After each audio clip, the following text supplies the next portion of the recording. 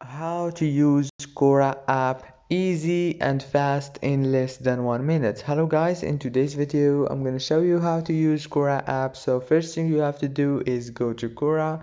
Now this is the feed page. As you can see here, you will find posts and questions and everything.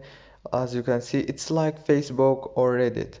And now let's say that you want to add a post or a question. All what you have to do is click on this little button here, on this red button, and now you will be able to add question just from here. For example, how to anything.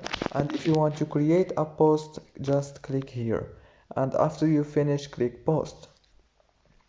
And if you want to see your account settings or edit your profile, all what you have to do is go to the top corner and click on your little profile picture, and then click again on your profile picture like this, and here you will be able to edit your profile easy and fast. You can, for example, click edit profile and change your name or your bio or anything. If this video was helpful, please don't forget to like and subscribe, and thank you so much.